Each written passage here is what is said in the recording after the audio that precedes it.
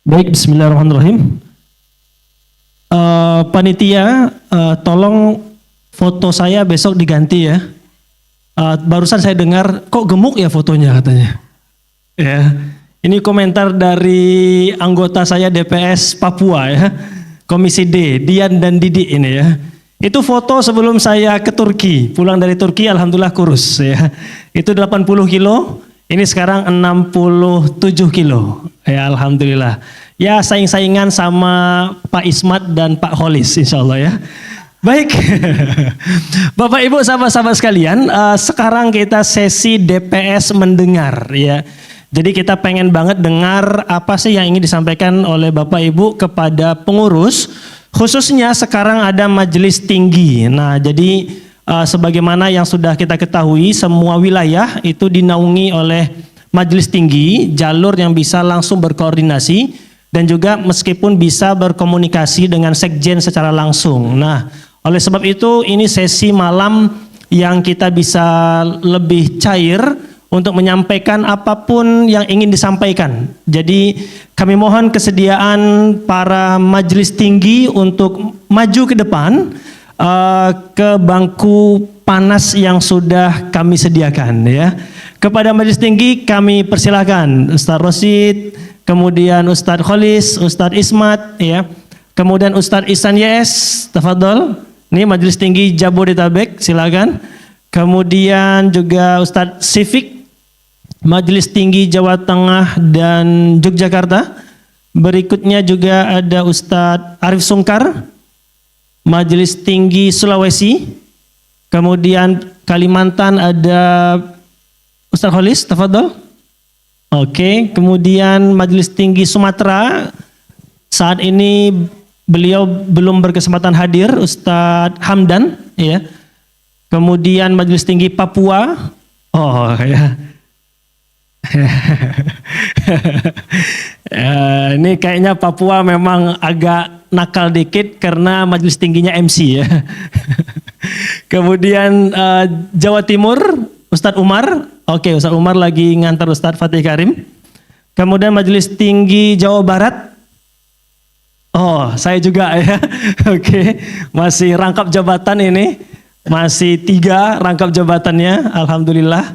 Mudah-mudahan setelah Silaknas ini nanti bisa dibagi-bagi. Masih ada yang lain yang bisa insya Allah. Kemudian Jabodetabek sudah, berikutnya Sumatera, Kalimantan sudah semua. Oke, baik. Ustadz Sifik, tinggal Ustadz Umar yang belum. Iya. Panitia, mic-nya ada berapa? Iya, Ustadz Umar dan Pak Arif Sungkar. Mic di sini ada 2 aja ya. Baik, nih. Bapak Ibu sekalian, sebelum kami persilahkan kepada Bapak Ibu untuk menyampaikan hal-hal yang mungkin perlu untuk disampaikan, kami mohon kesediaan Ustadz Muhammad Rosid Aziz untuk memberikan pengantar sedikit sesi pada malam hari ini. Kepada Ustadz kami persilahkan. Mas Ariza, mana Mas Ariza? Enggak kelihatan. Mas Ariza, Pak Ariza? Pak Ariza mana? Majelis tinggi tuan rumah ini, dia sibuk jadinya. Pandi, mana Mas Ariza Pandi?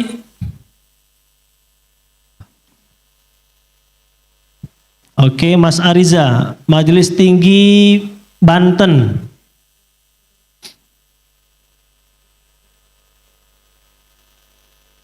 Oke, Mas Ariza, nah, ya. Silakan maju. Kemudian Pak Arif Sungkar dan Ustadz Umar.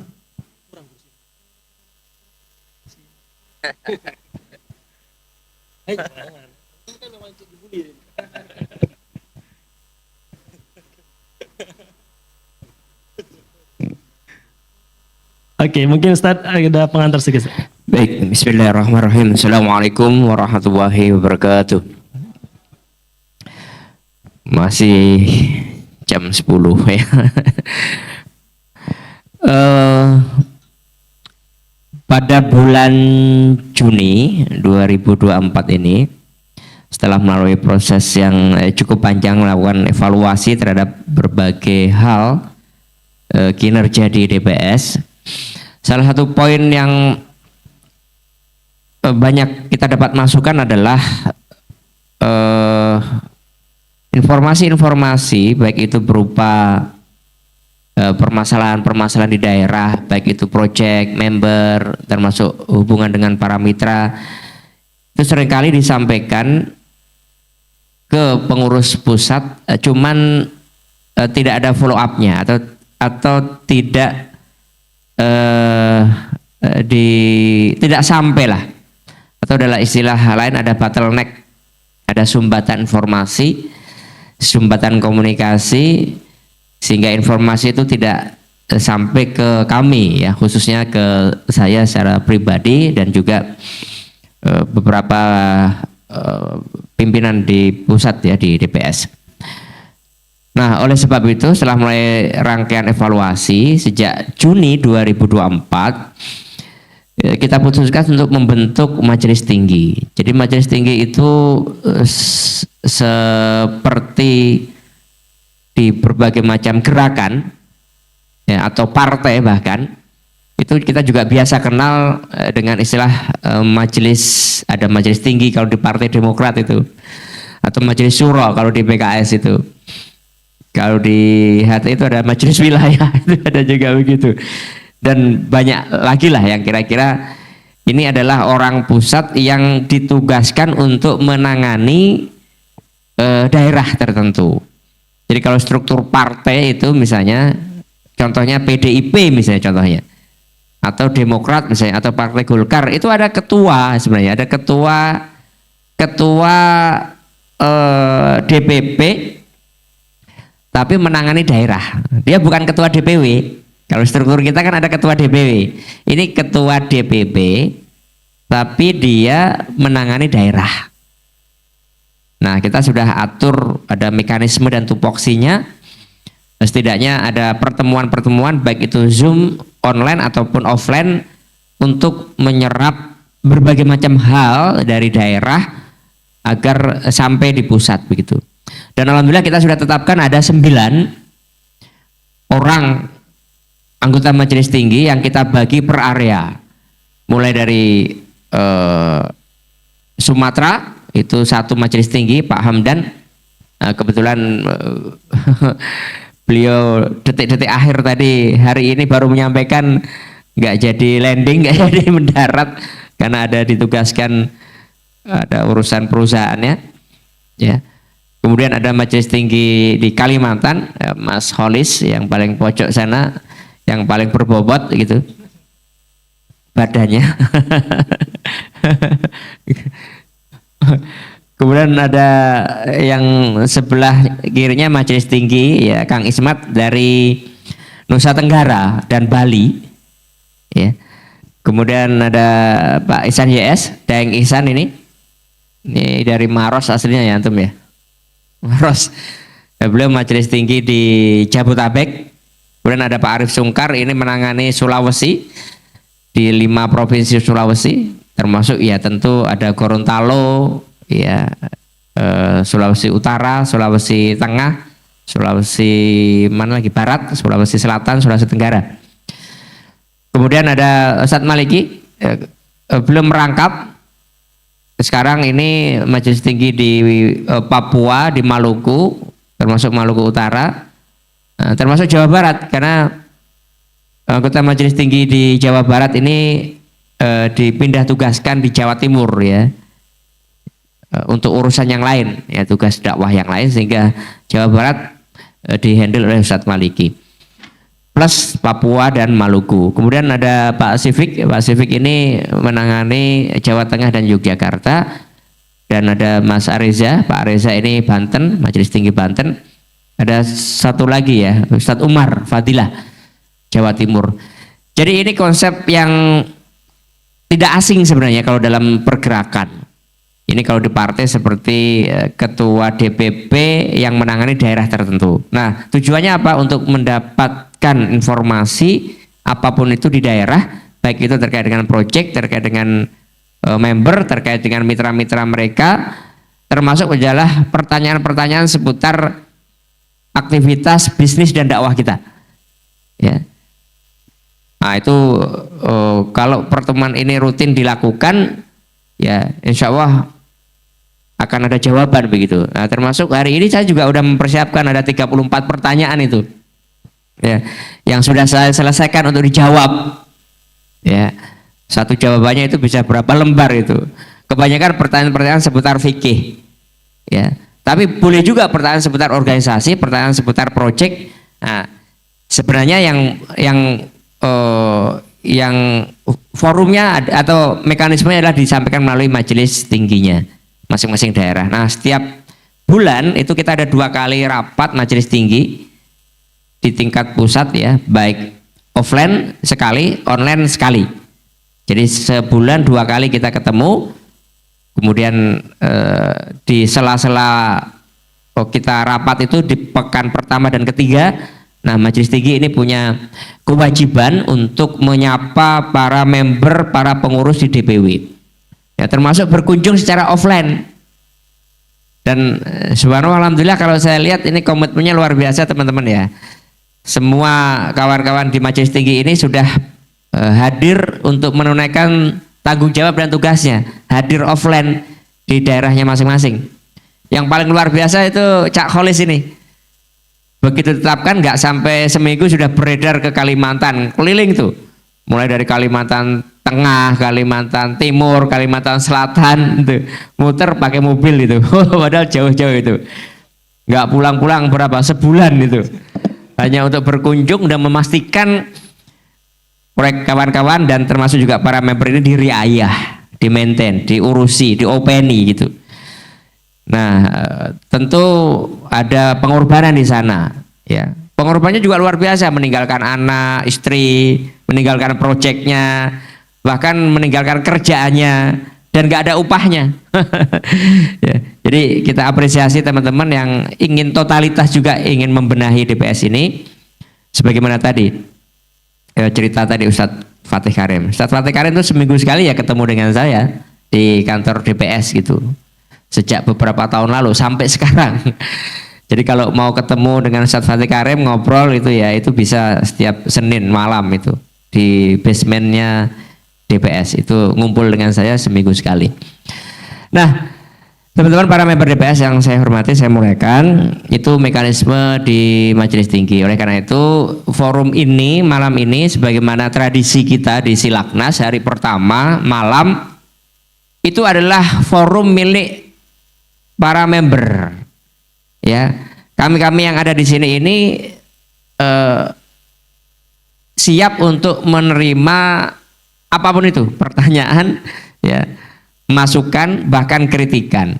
Jadi ini forum para member, karena ilustrasinya begini, beberapa kali penyelenggaraan Silaknas itu ada masukan dari para member, kok yang ngomong yang dikasih panggung saja, atau member-member yang sudah mendapatkan kesempatan untuk tampil memberikan sharing atau testimoni atau inspirasi atau apapun lah di bisnis properti syariah ini. Ada nggak forum yang itu saatnya para member ini menyampaikan unek-uneknya, menyampaikan sesuatu, dan itu secara tradisi sudah kita mulai di beberapa Silaknas terakhir ini. Nah oleh karena itu saat Maliki forum ini lebih afdalnya sebagaimana tradisi-tradisi kita di Silaknas hari pertama malam sambil menikmati coffee break, makanya silakan sambil ngopi sambil menikmati cemilan, ya itu, dan lumayan juga ya. Ini saya tadi dapat respon cukup bagus juga dari para peserta. Ini hotelnya bagus sekali tadi itu kan, di kamar kok kayaknya ya hanya bisa dikalahkan di Golden Tulip itu. Golden Tulip Malang. Golden Tulip Malang dulu harganya cuma 925.000 per malamnya. Yang di sini sudah 1,4 nih. Kalau weekday, kalau weekend lebih daripada itu. Jadi kalau teman-teman kemarin ada yang bayar 1,5 itu sebenarnya untuk bayar sehari doang nginepnya. Berarti besok harus check out loh. Itu pun kamarnya ya, belum termasuk coffee break. Nah makanya ini sekaligus sampaikan coffee break itu harganya 150.000 loh. Jadi kalau nggak dinikmati rugi tuh satu list itu. Kalau nggak dapat jatah coffee break itu di hotel ini 150.000 itu per coffee breaknya. Jadi bisa dihitung sendiri. Nah dari mana teman-teman dapat subsidi itu? Nah ini penghargaan saya yang besar, apresiasi yang setulus-tulusnya, sebesar-besarnya kepada teman-teman yang punya proyek. Yang ya mohon maaf ya saya todongin satu persatu untuk membantu untuk menyumbang agenda Silaknas ini sehingga bisa terselenggara dengan baik. Saya pikir gitu Ustaz Maniki. Ini agar teman-teman dikasih tahu harganya biar pada ngambil coffee break gitu loh. Oh gitu, baik. Kayaknya sudah pada ngambil. Udah dan ngambil habis ya. kayaknya Ustaz, di belakang ya. Kita di depan ini aja yang nggak dapat tadi kayaknya. Baik Bapak Ibu, sebagaimana tadi disampaikan oleh Ustaz Rosid, ini feel free ya, kita ngomong apa saja bebas. Jadi no baper ya. Nggak ada baper. Apakah member membicarakan DPW? Apakah DPW membicarakan member? Apakah member membicarakan pengurus pusat atau DPS secara keseluruhan? Feel free, kita bebas mau menyampaikan apa saja dan ini adalah untuk kebaikan DPS ke depan. Baik, mungkin ada yang disampaikan? Oke, paling belakang Bang Iqbal dari Makassar ya. Nampaknya udah berapi-api dia ya. Menyala abangku. Oh iya itu tuh. Oh. MT-nya siapa ini? Oh Makassar, Pak Arif Sungkar ya. Gak apa-apa, saya ngompor-ngompori yang jawab majelis tinggi ya. Papua sama Jawa Barat jangan banyak tanya ya.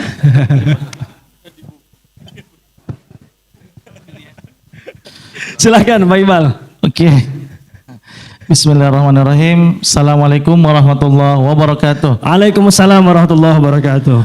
Salam sehat dan salam bahagia buat semuanya. Amin. Amin ya Rob. Oke, alhamdulillah terima kasih banyak atas kesempatan yang diberikan kepada kami. Saya Iqbal dari Makassar. Alhamdulillah kami begitu semangat menghadiri Silaknas yang setiap tahun. Alhamdulillah saya bergabung di DPS tahun 2019. Sampai sekarang alhamdulillah saya tidak pernah alfa mengikuti Silaknas. Cuman ada cuman ya, ya. Cuman karena tadi katanya Ustaz Maliki nggak usah dari yang baper ya. Jadi mau tidak mau terpaksa nih saya sampaikan ya Ustaz. Siap-siap Pak Arif ya. Jadi izin Ustaz, mohon maaf ini semenjak saya ikut Silaknas dari tahun 2019 sampai sekarang saya melihat DPS ini dari membernya 2000 sampai sekarang 3000 member.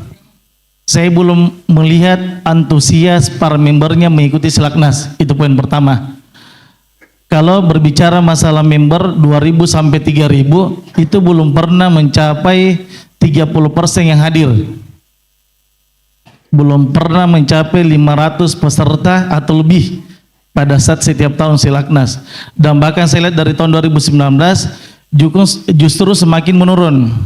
Ini why not? Saya nggak tahu apa persoalannya. Apakah persoalannya membernya pada sibuk mengurus proyek atau memang tidak ada giroh atau semangat mengikuti Silaknas ini. Cuman saya ada sedikit ide masukan. Ini apakah mau diterima silahkan, kalau tidak pun no problem juga. Saya punya ide, kalau tidak salah tadi pagi ada penyampaian bahwa peserta ada 163 ya, Ustaz ya. Kalau saya pikir sempat saya usulkan waktu tahun kemarin, sempat sharing sama siapa ya, Pak Sekjen ya kalau tidak salah tuh. Saya bilang gimana ya kalau misalnya selesai Silaknas, boleh nggak pusat menyampaikan bahwa untuk mengikuti kembali Silaknas tahun depan. Jadi begini Tat, Afwan, saya melihat kondisi kenapa teman-teman sebagian masih banyak yang kurang karena pasti masalah biaya. Apakah biaya bayar Silaknasnya 2 juta atau transportasinya mereka tuh. Saya punya ide bagaimana setiap tahun setelah selesai acara kegiatan Silaknas, boleh nggak dari semua yang hadir ini dikasih nyicil Tat, nyicil untuk tahun berikutnya. Jadi misalnya ada 163 peserta, mereka nyicil itu boleh 500.000 per bulan selama 11 bulan ke depan. Jadi mereka memudahkan, sudah patokan sekitar 5 juta per orang tuh. Jadi pada saat pas hari A mereka sudah terkumpul dananya secara otomatis. Jadi tidak terasa berat pada saat pas di bulan 11 mereka tidak usah lagi repot-repot mikir uangnya dapatnya dari mana nih. Apakah dari angsuran atau dari mana nih? Tapi sudah terkumpul setiap bulan dimulai pada saat setelah selesai Silaknas ini. Saya berpatokan begini, bagaimana bisa menciptakan 30% sangat mudah. Dari 163 peserta yang hadir di sini, mereka wajib mengajak teman-temannya 1 orang 6 orang tuh. Jadi kalau 1 orang mengajak 6 orang berarti 163 dikali 6 orang ada 900 lebih peserta bisa hadir untuk tahun depan. Dan mereka bisa nyicil kurang lebih 400 sampai 500 ribu per bulan selama 11 bulan, maka totalnya per orang kurang lebih 5 jutaan tuh. Jadi kemungkinan besar peluangnya untuk hadir tahun depan itu semakin gironya semakin besar. Terima kasih banyak. Assalamualaikum. Waalaikumsalam warahmatullahi wabarakatuh. Sebelum dijawab oleh Pak Arif atau Ustaz Rosid, saya koreksi dulu Bang Iqbal, bukan 163 tapi 168 ya. Oh siap. Ya, 5 orang bahaya nanti tinggal dihitung kamarnya ya. Izin Ustaz, saya mau tambahkan dikit untuk nyicilnya itu bisa didampingi nanti untuk apa wilayah tadi kalau Pak Arif ya? Apa namanya Ustaz? Wilayah ya? DPW. Wilayah tertinggi, majelis tertinggi. Oh, majelis tinggi. Jadi ada yang pantau untuk uang itu dipegang sama majelis tertinggi itu. Oh. Ya, syukran.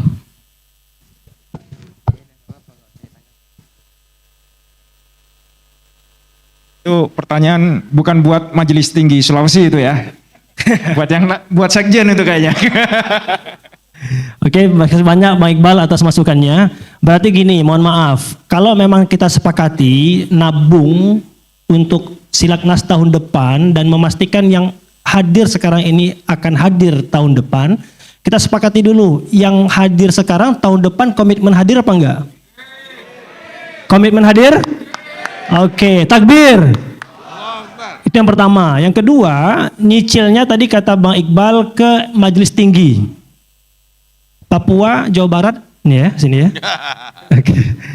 Nanti itu bisa teknis, apakah nyicilnya ke DPW, apakah ke Majelis Tinggi, ataukah terpusat nanti kita ada koperasi, ya kita ada atau seperti apa nanti insya Allah bisa disepakati. Tapi yang jelas kalau memang kita sepakat kita mulai tabung dan kalau memang mau di reminder dari pusat boleh juga, ya baik Bali ya.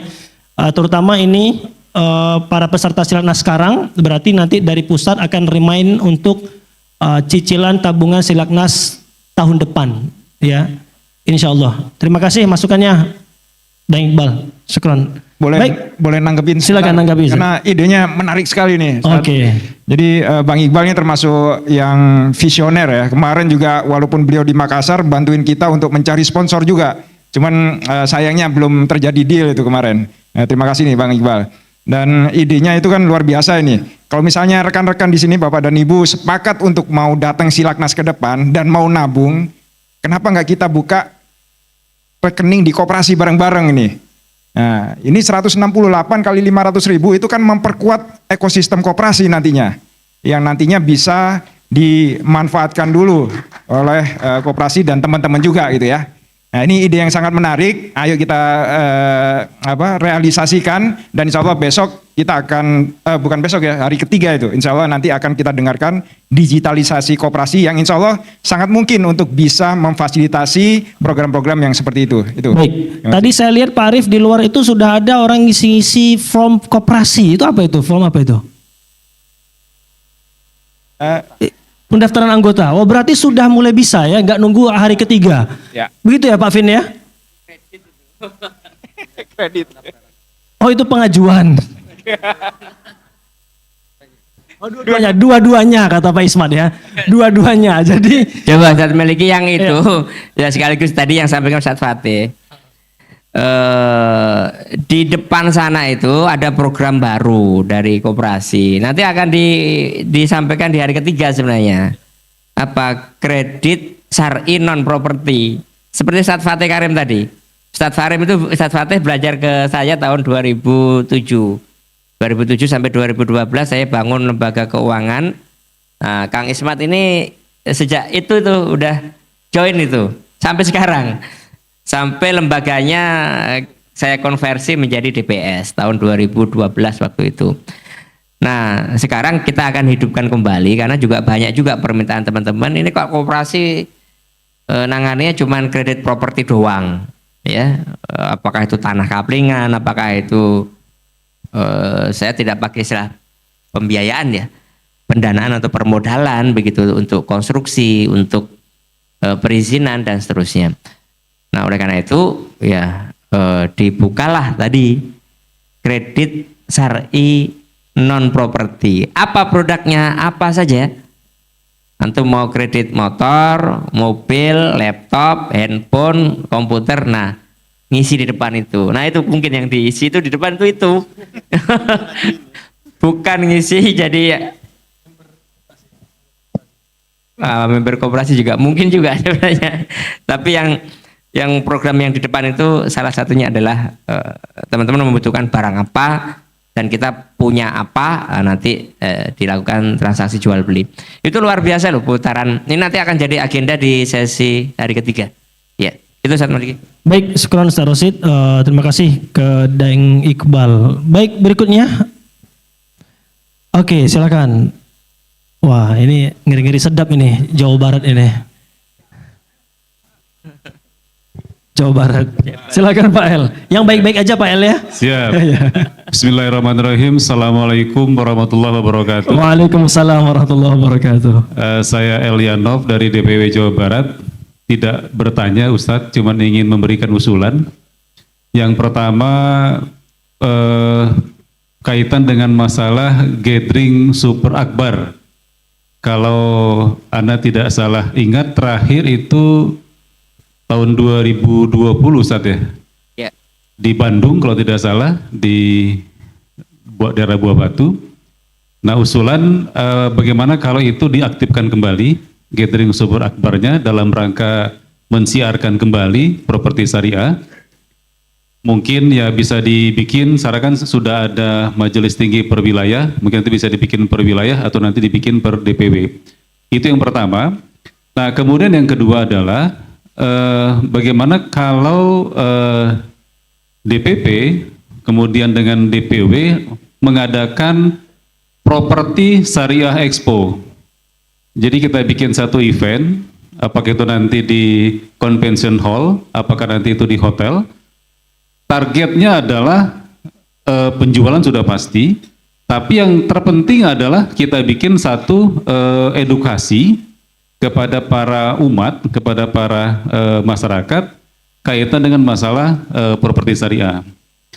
Nah, hemat saya dengan dua acara ini, gathering super akbar diaktifkan kembali, kemudian membuat properti syariah expo, tapi kita bikin yang berkelas, ini menjadi satu promosi dan mungkin bisa menjawab kaitan dengan masalah isu-isu yang sempat disampaikan tadi oleh Ustadz Fatih Karim. Mungkin itu Ustadz. Nah yang terakhir adalah untuk mensiarkan kembali bagaimana kalau DPW di samping sudah ada majalah, kemudian dibuat satu buletin, yang mana buletin itu nanti berisi seluruh proyek-proyek yang ada di seluruh provinsi yang ada di Indonesia. Nah sehingga menjadi satu contoh seperti e-katalog, nanti ada juga hard copy-nya, ini bisa kita sebarkan kepada ormas-ormas Islam, kepada kampus-kampus, kepada lembaga-lembaga atau instansi, apakah nanti kita sebarkan juga nanti di tempat-tempat kajian sebagai media promosi, ujung-ujungnya nanti sebagai media untuk penjualan juga. Itu aja, terima kasih. Wassalamualaikum warahmatullahi wabarakatuh. Waalaikumsalam warahmatullahi wabarakatuh. Tafadhol, mungkin Ustaz Rosid merespon. Iya, bagus tadi. Dulu memang terhenti gathering akbar itu karena pandemik ya, Pak Elianov itu ya. Yang pertama kita adakan itu di Makassar dan saya ingat yang laku lumayan tuh hampir 300, ada 300-an unit yang laku tuh. Sekali gathering akbar di Makassar yang diikuti oleh lebih dari 2.000 peserta dengan proyek-proyek di seluruh Sulawesi Selatan waktu itu. kalau nggak salah sampai lebih dari 330 yang closing dalam waktu 2 atau 3 jam. Nah, kebetulan saya salah satu pemateri atau pengisi catering akbar waktu itu. Kemudian yang kedua, selang beberapa bulan kemudian kita adakan di Bandung. Itu pun yang laku luar biasa, ada lebih dari 200 yang laku dan 32 diantaranya itu rumah-rumah mewah di atas 1,5 M gitu. Itu laku itu 32. Nah, dalam proses berikutnya ketika kita sedang persiapan catering akbar Jawa Tengah, karena ada cukup banyak proyek di Jawa Tengah, kita sudah keliling tuh proyek itu, udah ngambil dokumentasinya, udah kita bikin videonya, dilalahnya 1 Maret 2020 itu pandemi ya, itu ada orang yang terkena, orang Depok waktu itu, dan segera setelah itu menyebar luas ya. Nah, sejak saat itu terhenti catering akbarnya itu. Jadi ini usulan bagus, dan kemarin sudah muncul inisiasi dari Jawa Timur. Bagaimana kalau proyek-proyek yang unitnya tersisa, ada yang tersisa 2, 3, 10, misalnya 20, kita kumpulkan, kita fasilitasi untuk dilakukan catering akbar. Dan alhamdulillah malam ini juga ada usulan yang mirip. Jadi insya Allah sangat menarik untuk ditindaklanjuti ke depan. Dan pola seperti ini kan bisa berulang gitu. Kalau hanya untuk mengumpulkan calon-calon buyer, ya jagonya banyak itu. Ya, termasuk tadi Bunia itu jagonya. Kenapa bisa sampai sanggup menjual 2.000 sampai 3.000 unit? Ya memang pola yang paling efektif ya catering gitu. Ya, walaupun konversinya ya tidak banyak. Catering itu konversinya paling 5, mentok-mentok 10%. Tapi kalau kita hadirkan 2.000 orang, closing sampai 200 unit kan masih sangat bagus gitu. Ada cara yang sebenarnya modelnya catering juga, cuman catering yang diawali dengan edukasi. Ini seperti yang dilakukan oleh teman-teman member kita juga. Ini conversion rate-nya itu rata-rata 80 sampai 90%. Ya, itu kombinasi antara catering dengan pola lain ya, varian lain di marketing gitu. Itu bisa 80 sampai 90% konversinya, dan dia berlanjut di akad begitu. Nah, itu nanti bisa kita programkan lah, tapi insya Allah ya kita setuju, tinggal diatur aja kapan, mana dulu yang mau kita atau request dulu mau diadakan catering di mana, nanti biayanya bagaimana, ya gotong royong di semua proyek-proyek yang ikut catering itu. Kira-kira begitu, Ustaz Maliki. Ya, mengenai tabloid itu, Expo itu memang yang jadi kendala. Saya kebetulan puluhan tahun bergerak di bidang pameran Expo seperti itu, walaupun untuk produk penerbit ya, buku, majalah, tabloid. Mungkin teman-teman pernah dengar yang namanya Islamic Book Fair gitu. Islamic Book Fair itu ya saya salah satu yang sering terlibat dalam setiap tahun penyelenggaraan Islamic Book Fair, termasuk jadi panitianya. Biayanya memang besar ya. Walaupun begitu, kita sebagai produsen produk yang recehan aja berani. Mestinya apa? Mestinya properti jauh lebih berani. Karena dua komoditas yang menyumbang kontribusi paling besar dalam perekonomian itu, 1 otomotif, 2 properti. Makanya mestinya kita berani dibanding dengan saya dan kawan-kawan yang punya penerbitan buku itu kan harganya paling cuma 50.000, 100.000. Kita berani bikin kok di JCC, Jakarta Convention Center. Lah, kalau teman-teman yang bermain di properti mestinya kan lebih berani. Ya, karena secara kekuatan finansial, otot bisnis lebih besar ini dibanding dengan banyak pameran-pameran yang ada di JCC yang itu secara produk jualannya ya harganya jauh lebih kecil lah dibanding dengan properti. Nah, termasuk di sini kan ada BSD apa itu Pak? ASC ya. Nah, itu kan salah satu opsi juga untuk dijadikan sebagai pameran. Cuman seringkali teman-teman udah ngeper duluan begitu melihat harga kontribusi dan partisipasi untuk stand itu. Saya contohkan saja ya, saya karena pelaku langsung di industri pameran. Di JCC itu bisa 4 sampai 5 M itu dalam sekali penyelenggaraan. Kalau kita bagi, saya punya penerbitan buku media, itu untuk menyewa satu stand ukuran 3 kali 4 saja, itu kurang lebih 50 juta itu. 50 juta, stand kecil saja 3 kali 4. Kalau untuk dipakai untuk properti, kata orang Malang kurang boys itu. Kurang nendang itu kalau 3 kali 4 untuk properti. Properti kan pengennya yang untuk pameran yang gede sekalian gitu. Itu pasti biayanya per item luasan stand itu bisa ratusan juta itu. Nah pertanyaannya, nah, teman-teman kan kadang pasti berhitung itu. Konversinya di closingnya seberapa banyak kalau pameran itu. Ada caranya. Saya, Mas Reza, Pak Sifik dulu pernah menangani project seperti itu. Itu dalam waktu 5 hari kita bisa menjual 144 unit. 80 diantaranya itu berupa apartemen. Nah, di pameran apa? Di pameran buku sebenarnya yang kita sewa dan nebeng ikut jualan properti. Pasarnya pasar buku. Tapi karena saya panitia, ya saya ambil juga untuk kita gunakan di pamer untuk produk properti.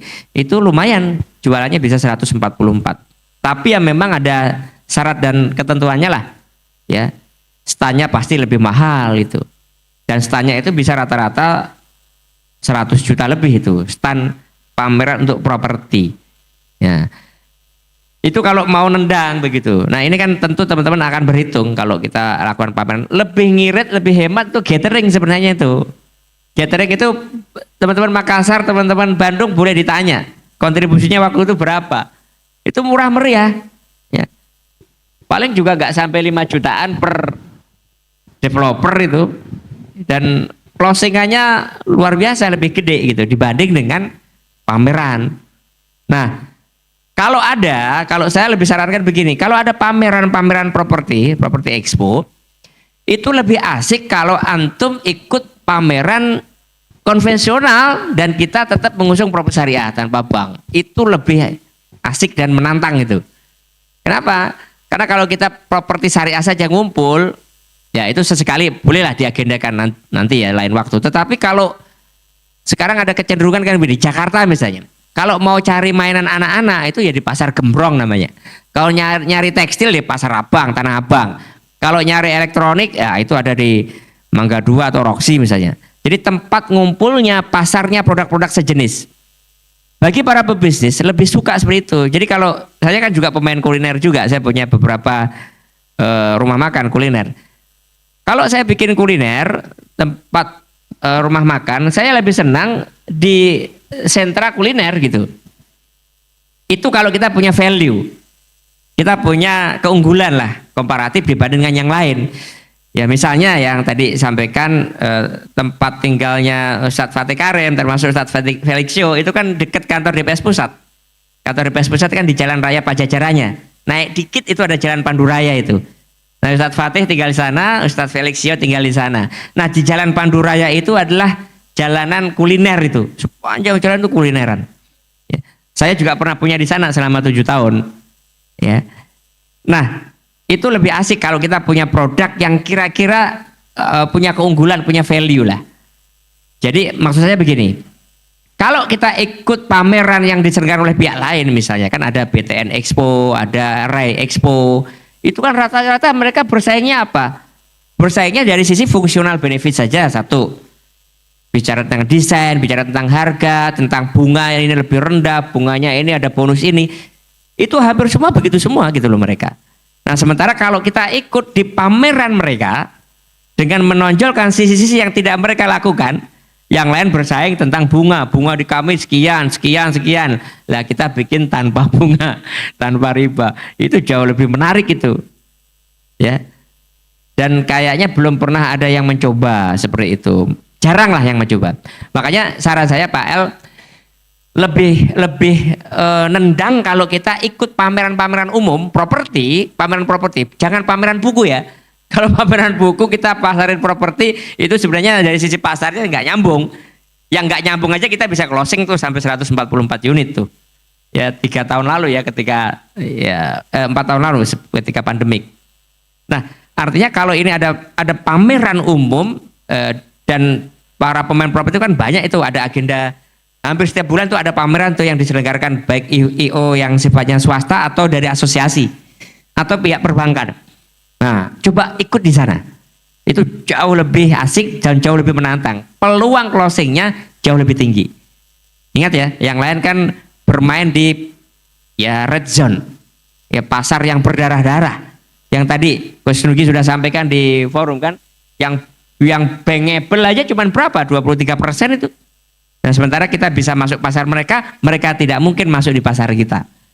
Nah, itu jadi poin yang menarik. Nah, sampai kita anggap suatu saat kita cukup memiliki kekuatan sendiri untuk melakukan atau menyelenggarakan expo. Tetapi ini patut diingat itu biayanya pasti gede. Itu kalau 5M itu pasti itu kalau mau ngadain DJC harus nyiapin kurang lebih 5M itu untuk biaya penyelenggaraan expo khusus ya properti misalnya 1 hall gitu. Itu saya sudah punya hitung-hitungannya, pernah saya analisa. Karena saya penyelenggara sampai belasan tahun di event pameran seperti itu. Dan itu ya, lumayan besar lah. Nah itu ketika kita bebankan ke masing-masing proyek yang ikut pameran, kita bagi rata, itu pernah ketemu di angka, hitung-hitungan kita, teman-teman itu kontribusinya antara 100 sampai 150 juta per stand. Ya ketika kita sampaikan ya pasti mundur teratur itu. Waduh Ustaz, kalau belum sudah ikut bayar standnya segitu gede, ya nuwun sewu, ya akhirnya nggak jadi gitu. Jadi itu agenda lah ke depan kalau memang sudah cukup kuat. Kecuali kalau mau nyari tempat yang memang bukan sentra pameran. Kalau sentra pameran di Jakarta kan JCC atau di yang baru kan sini tuh di BSD ini. Ya. Nah tapi bolehlah nanti kita pikirkan lebih matang. Tapi saya lebih rekomendasikan tadi kalau ada pameran ikut. Pameran umum saja, pameran properti yang umum konvensional ikut dan kita tetap mengusung Propus Syariah tanpa bank. Wah itu lebih peluangnya jauh lebih besar daripada kalau kita adakan sendiri dengan biaya sendiri. Begitu Ustaz Maliki? Baik Ustaz, baik jazakallah khair atas responnya Ustaz Rosid dan Pak El atas masukannya. Termasuk juga nanti katalog, insya Allah ini jadi PR juga. Kita membuat katalog seluruh proyek DPS gitu ya. Dan ini bagus untuk teman-teman di daerah berbagi informasi seluruh proyek di Indonesia insya Allah. Oke, kita batasi sampai pukul 11. Masih ada waktu 20 menit. Masih kuat? Masih? Oke, baik. Perlu coffee break lagi atau enggak? 150. Oke, ada lagi? Oh.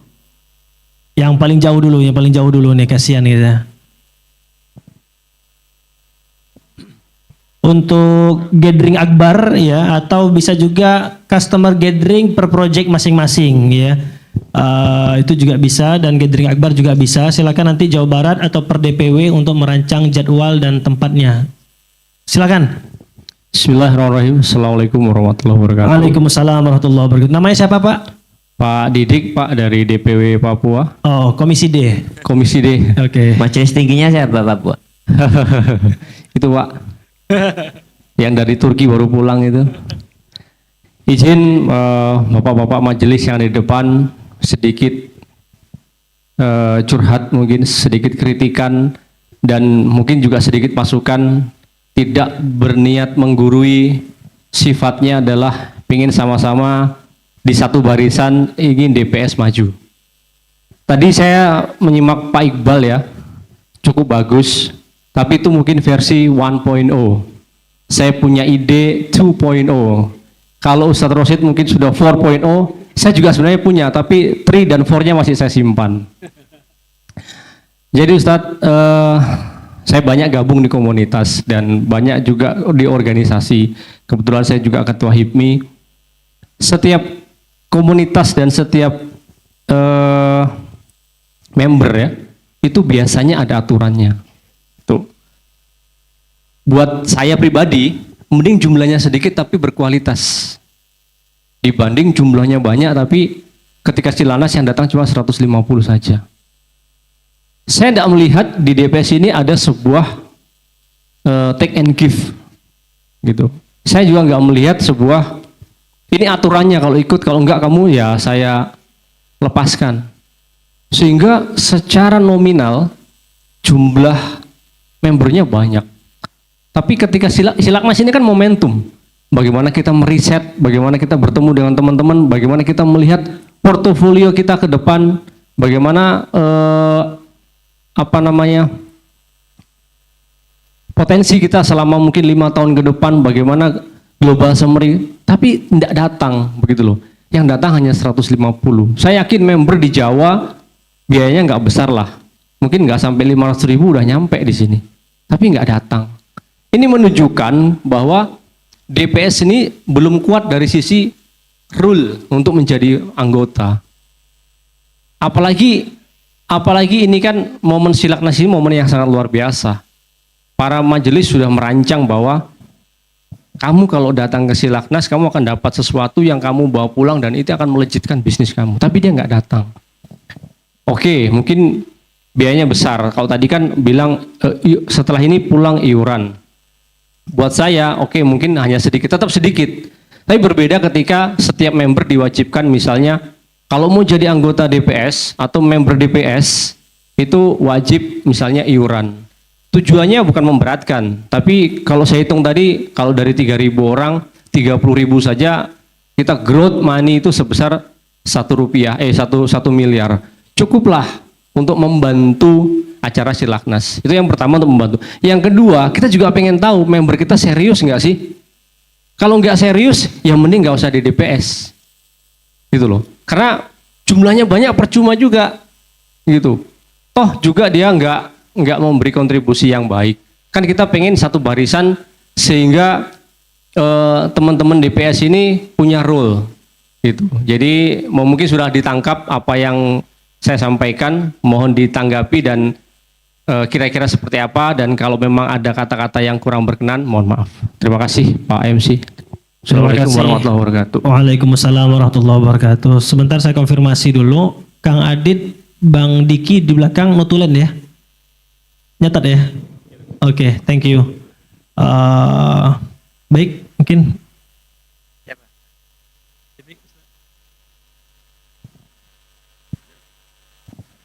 Oke.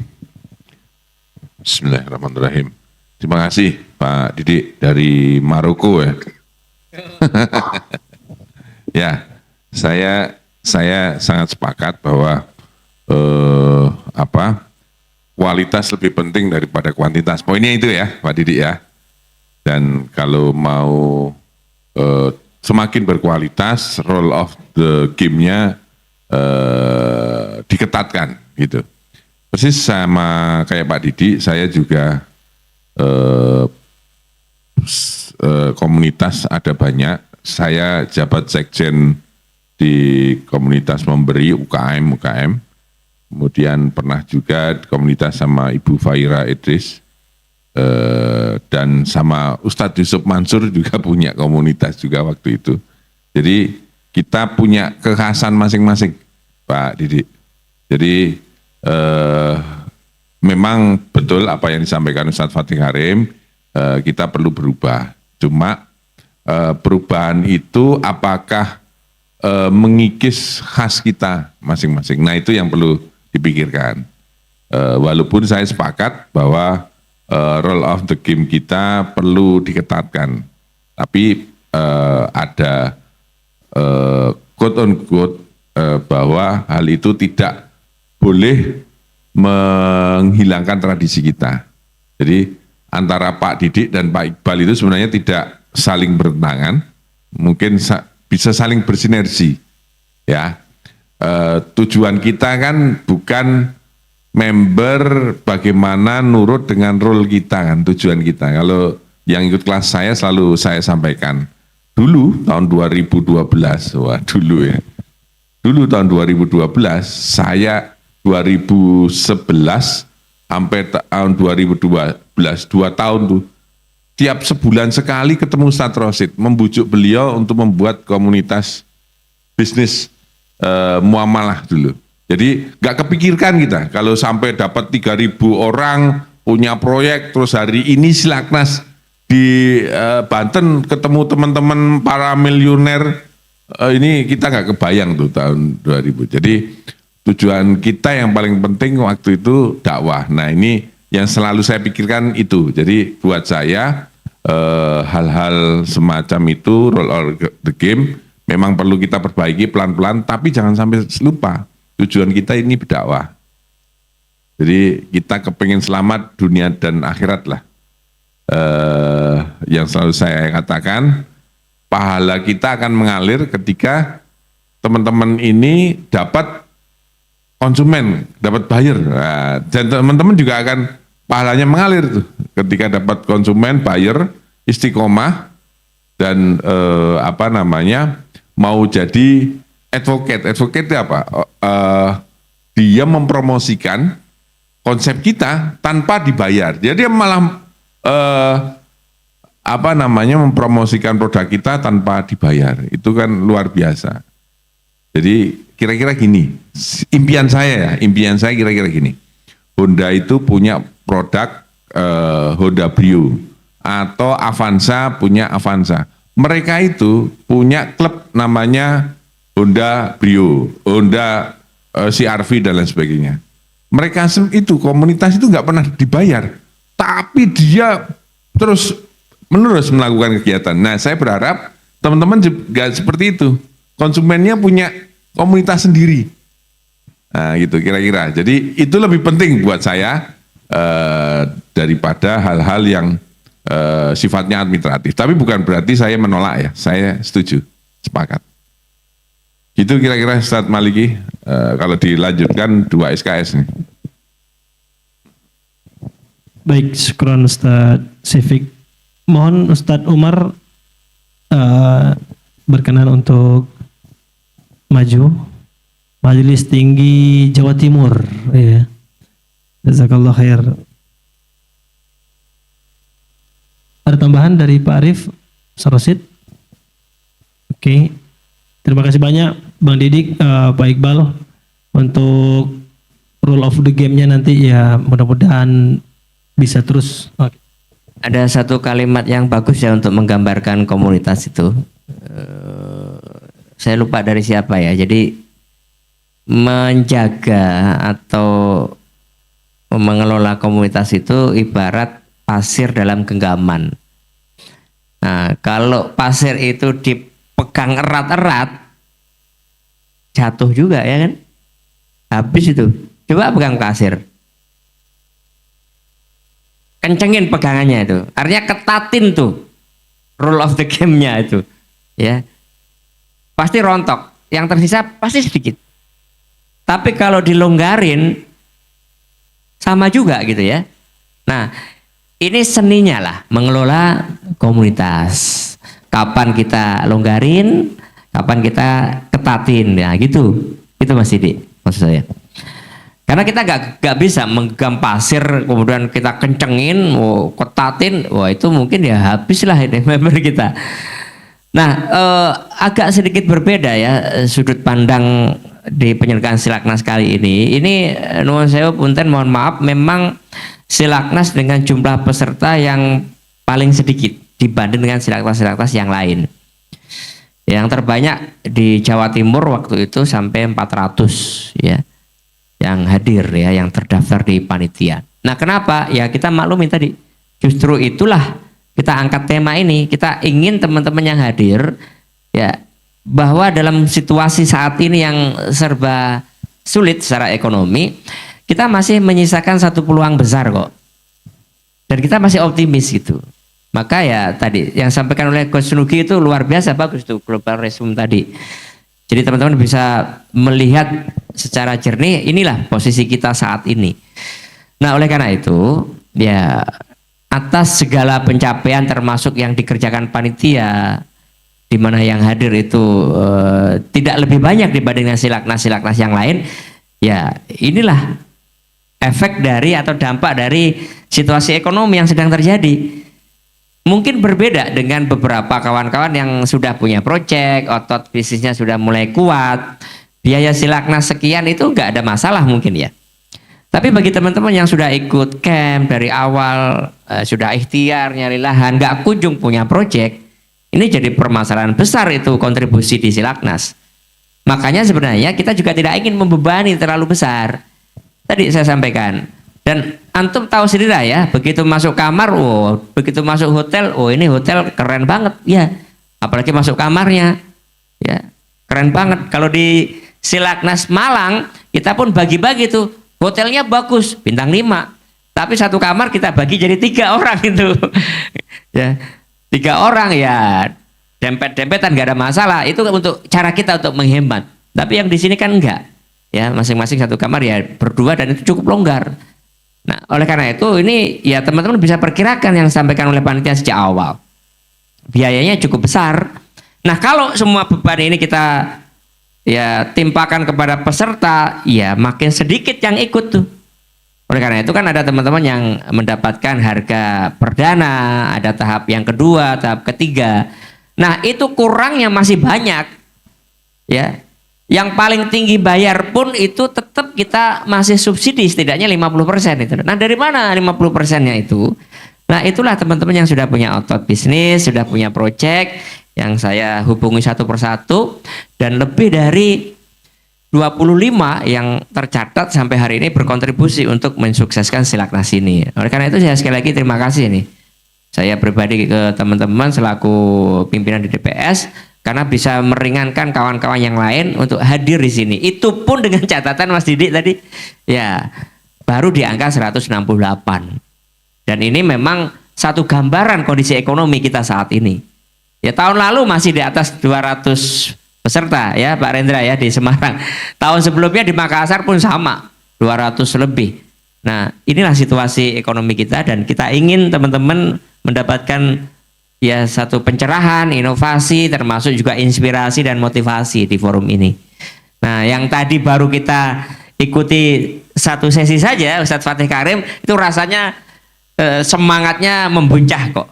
Padahal besok kita masih menyisakan ada senior saya, Pak Jamil Azaini, ya, ada lagi Ustadz Jazir, ada lagi Ustadz Rahmat Eslabib, ada lagi siapa itu? Foto ini. Oh iya, pemari internal yang 5 itu yang ditunggu-tunggu. Ya, baik itu rumah murah syariah, ya homestay, aparkos, rukos, termasuk juga Amlak Hotel dan satu lagi apa? Pemakaman Ferry Gunawan tadi. Pemakaman Ferry Gunawan dan kok jadi gak enak bacanya tadi saya tuh. Pak Nuki ini kualat tuh bikin pamfletnya pemakaman Ferry Gunawan dan Noval Ronald. Ya Allah, kapan mau dimakamkan itu? Sudah diumumkan. Ya. Baik, jazakallah khair Ustaz Rasid. Mungkin boleh sedikit nambah, silakan panitia. Mungkin boleh Bang Didi belakang. Seleksi itu kadang-kadang ada seleksi secara alamiah dan mungkin ada seleksi itu yang secara ya dengan dikeraskan begitu kira-kira.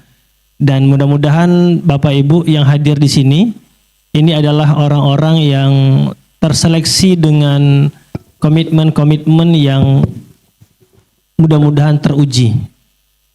Tepuk tangan buat Bapak Ibu sekalian ya. Oke, belakang. Bismillah, Assalamualaikum warahmatullahi wabarakatuh. Waalaikumsalam warahmatullahi wabarakatuh. Perkenalkan, saya Rasman Lahir dari Makassar. Boleh berdiri, Bang Rasman? Oke. Terima kasih atas kesempatannya. Saya sangat bahagia hadir di Silaknas pada malam hari ini dan 3 hari ke depan. Ini sungguh luar biasa. Saya ingin sharing dan memberikan masukan kepada petinggi di DPS. Ya tentu saya sangat berterima kasih atas kinerja pengurus DPS dan termasuk gurunda kita dan semua yang ada di sini, karena ya bisa membawa DPS seperti sekarang ini. Karena saya merasakan di tahun 2014 memperkenalkan konsep properti syariah tanpa bank, ya tentu tidak mudah, karena waktu itu kan masih sangat asing, sehingga kemudian ya kita kadang dikata-katai atau bahkan kemudian masyarakat mengatakan ya memangnya bisa properti syariah tanpa bank.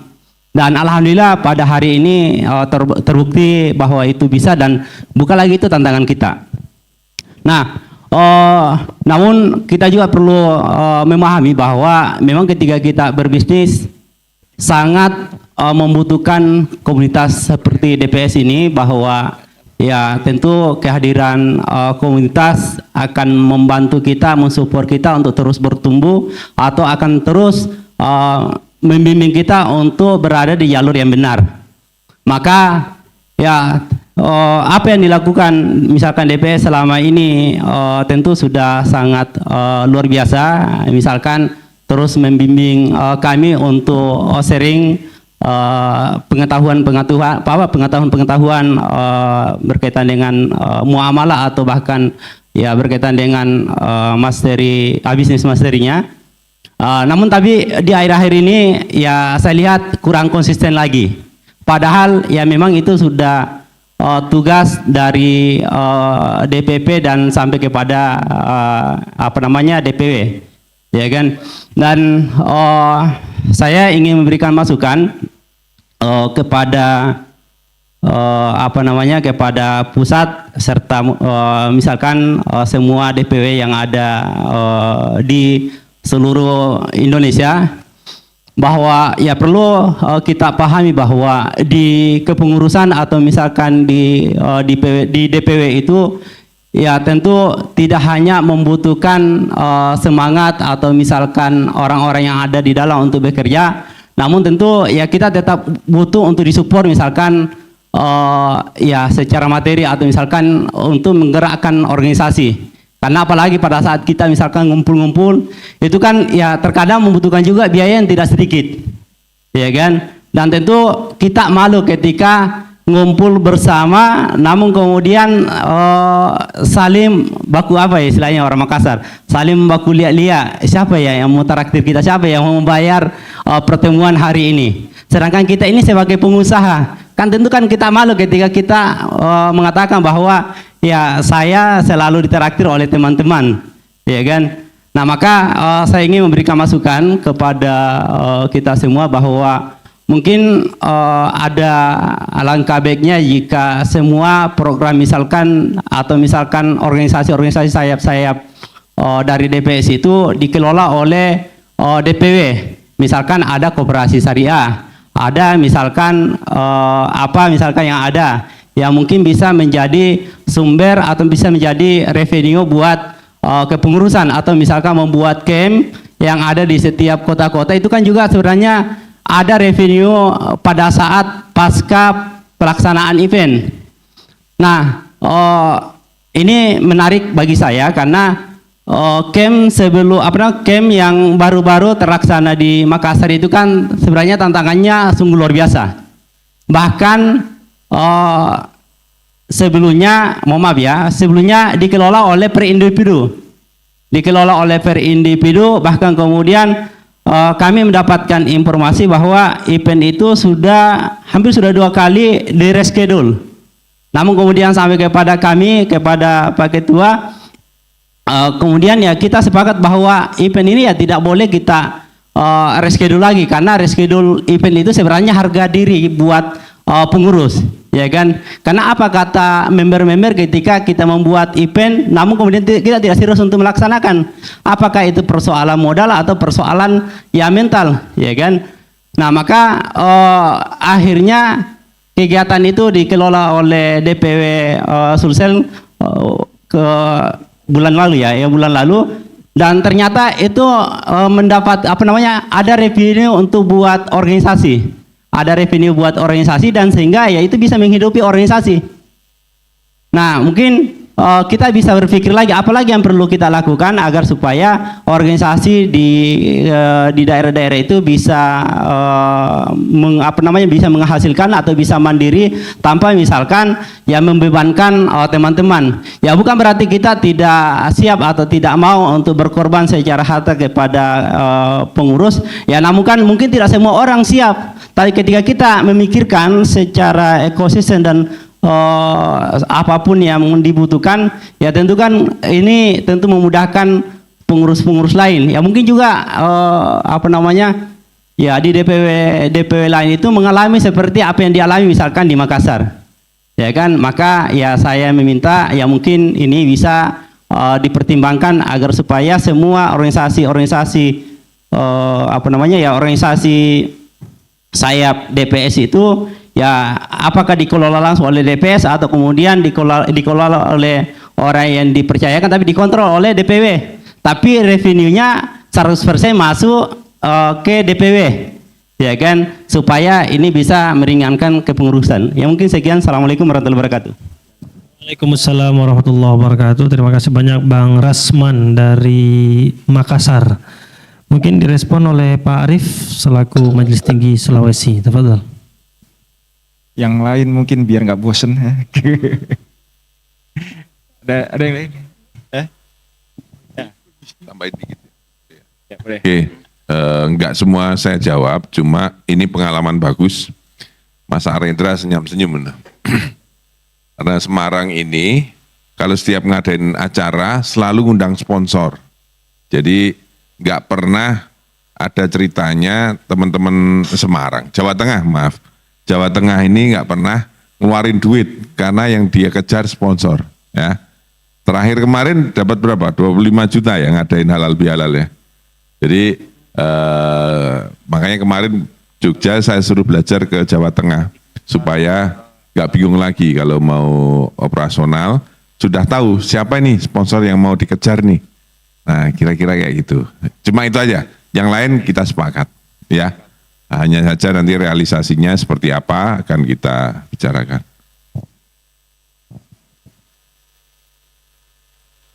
Ya, tadi ini ide lagi yang luar biasa dari Sulawesi Ewako gitu ya. Jadi luar biasa kemarin berapa pekan itu dikasih waktu untuk mengumpulkan calon member ya, peserta itu ya. 2 pekan kalau nggak salah ya. 1 pekan dan berhasil mengumpulkan sampai berapa? 20-an ya. 24 peserta camp di bulan lalu, luar biasa. Jadi ini mungkin memang insya Allah nanti akan kita bahas juga di pusat bagaimana pengaturannya untuk acara-acara yang di DPW, dan ini memang sudah masuk agenda kami juga untuk kita diskusikan. Dan ya poinnya adalah kita juga sangat berharap ini ya interaksi atau dari daerah pun melakukan banyak sekali kegiatan yang bisa membiayai kegiatan-kegiatan yang ada di DPW juga, dan ini butuh masukan juga dari DPW bagaimana agar DPW ini bisa tetap bergerak dan juga hidup kegiatan-kegiatan DPS di daerahnya masing-masing. Gitu. Itu, Ustaz. Ya. Oke, syukron Pak Arief Sungkar atas responnya. Terima kasih banyak Pak Rasman dan mohon izin. Oke, ada mau tambahan? Yes, baik, bismillahirrahmanirrahim. Pertanyaan yang bagus dan juga memang harus kita pikirkan. Jadi mungkin nanti akan lebih banyak dibahas oleh Ustaz Wasid di materi tentang closed loop ya teman-teman sekalian.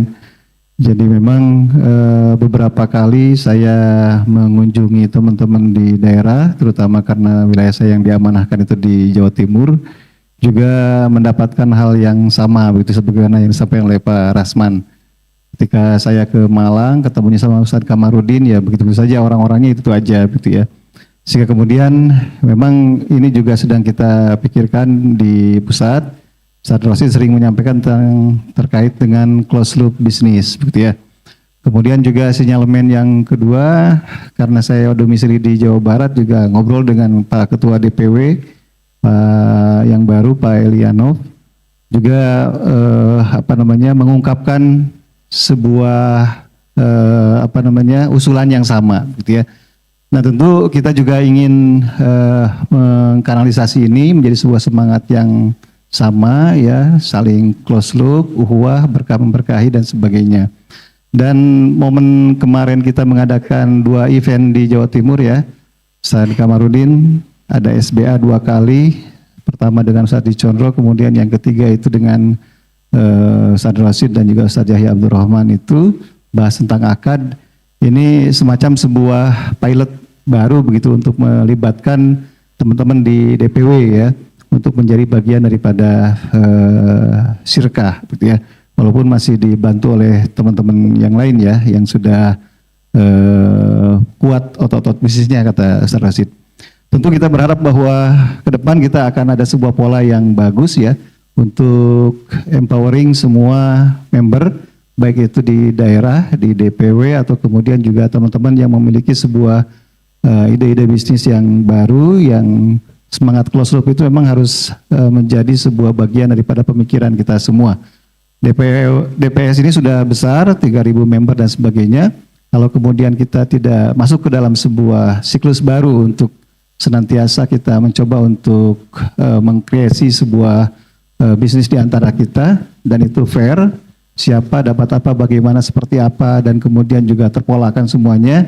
Tentu fairness ini akan menjadi bagian daripada penguat kita semua, dan yakin bahwa kita juga sedang memikirkan pola seperti itu. Nah, mudah-mudahan tadi beberapa masukan-masukan, kemudian kunjungan teman-teman ke daerah dan sebagainya juga akan memberikan sebuah masukan untuk mendapatkan pola yang terbaik bagi kita semua, gitu ya. Gitu mungkin, Ustaz. Oke, silakan tambahan lagi dari Ustaz Ihsan. Tafadhol. Baik, ya makasih. Sedikit aja ini mengenai merespon Ustadz Pak Rasman tadi ya. Jadi memang cukup menarik ya, karena memang DPW ini kan penggerak komunitas yang menjadi sangat penting di berbagai daerah. Ini juga PR kita di Jakarta Raya dan Bogor Raya ini. Ya memang namanya pergerakan itu kan membutuhkan bensin juga ya. Jadi memang harus dipikirkan. Namun perlu kita perhatikan ya. Jadi kadang kita bergerak itu harus memperhatikan fokus ya. Jadi jangan sampai kita juga membuat terlalu banyak kegiatan yang itu di luar daripada fokus yang seharusnya kita achieve target-target yang ada. Jadi ya DPW kan melakukan rakernas tadi ya, apa? Rakernas, nah itu kan punya target. Ya salah satu target kita kan adalah bagaimana agar member-member yang sudah ikut camp ini benar-benar terberdayakan dan memiliki project ya. Nah kalau teman-teman lihat bagaimana Pak Arief tadi membuat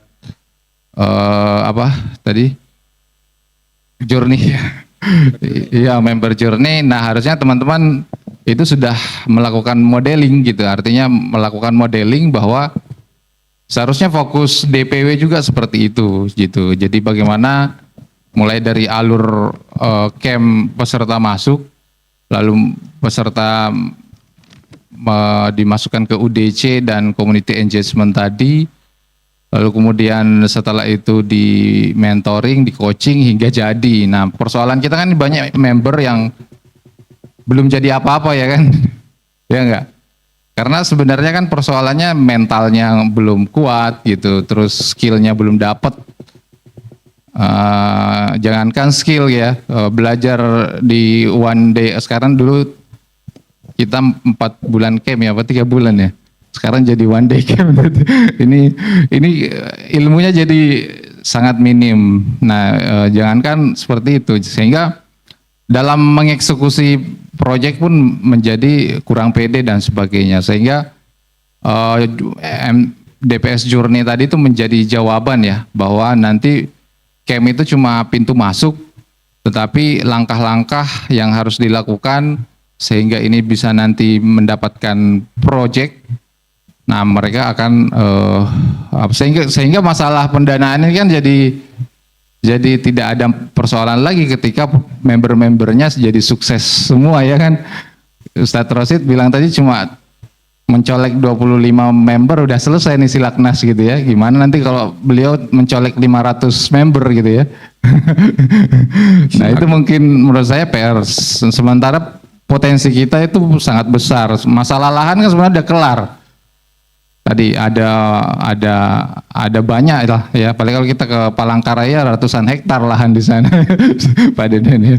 Jadi memang menurut saya fokusnya jangan sampai kita fokus mencari dana di luar sementara malah member-member yang seharusnya kita riayah lalu kemudian segera memiliki project dan itu nanti mensupport DPW itu bisa membuat DPW itu menjadi lebih mandiri. Nah, jadi menurut saya salah satu titik fokusnya sih itu sih. Ya, jangan sampai kita pengalaman kemarin DPW melakukan rakernas dengan memiliki banyak sekali program. Ya, Pak Rasman tadi tanya kegiatan kita kok redup itu, padahal ada inkubasi. Iya betul. Iya betul, ada inkubasi kan. Jadi dulu kita memiliki banyak program tapi tidak sukses. Nah sekarang memang insya Allah kita agak fokus gimana kemarin dengan Pak Arief kita sudah membuat DPS Journey itu mulai dari inkubasi, UDC sampai pada mentoring dan coaching ini agar member kita ini sukses semua. Bayangkan kalau 3.000 member ini semua memiliki project, insya Allah persoalan modal dan dana ini sudah tidak menjadi masalah gitu ya. Saya kira itu mungkin. Oke. Syukran jazakallah khair Ustaz Ihsan Yes. Bapak Ibu sekalian, saya lihat nih matanya udah 3 watt nampaknya ya. Oh 1 watt sudah malah Ibu ya. Baik, mohon izin selaku saya sebagai sekjen juga, saya berharap kita nanti para DPW, terutama ketua DPW dan mungkin juga bersama wakil DPW nanti kita akan berkoordinasi. Nggak tahu malam ini atau besok malam kopi Papua bawa jadi siap ya. Dan insya Allah kenapa kok saya optimis? Karena kemarin saya juga ikut ke Makassar, kemudian ikut juga ke Merauke, kemudian juga Jawa Timur dan Jawa Barat, dan insya Allah mudah-mudahan ini juga terkoneksi dengan DPW-DPW yang lain, dan insya Allah baik pusat maupun daerah sama-sama kita akan growth maju ke depan insya Allah. Yang belum Sumatera sama Pak Hamdan insya Allah kita ada agenda roadshow dari Aceh sampai Lampung, kemudian Kalimantan juga, Pak Herman, ini Sekjen belum main ke Kalimantan insya Allah juga, terus kemudian juga tentu Jabodetabek dan sekitarnya. Insya Allah sebagaimana yang kita yakini Fatih Karim sampaikan tadi, bahwa yang menjadi dorongan kita adalah Al-Quran, dan insya Allah kita yakin bahwa apa yang dibutuhkan oleh umat itu ada bersama dengan kita. Allahu Akbar. Baik, mungkin tidak memperpanjang mukadimah, saya persilakan kepada Bapak Ibu kita untuk istirahat. Besok sholat subuh bisa di musola atau berjamaah di dalam kamar, kemudian sarapan ya. Pukul 6 biasanya sudah bisa sarapan. Kemudian kembali ke ruangan pukul 7:30, registrasi sudah kita mulai pukul 7:30 ya. Dan insya Allah besok ini selama 2 hari ke depan selalu ada materi yang sangat luar biasa. Maka kami mohon kehadiran kita untuk bisa tepat waktu. Terima kasih. Subhanakallahumma wa bihamdika asyhadu an la ilaha illa anta astaghfiruka wa atubu ilaik. Assalamualaikum warahmatullahi wabarakatuh. Tepuk tangan buat Bapak Ibu sekalian.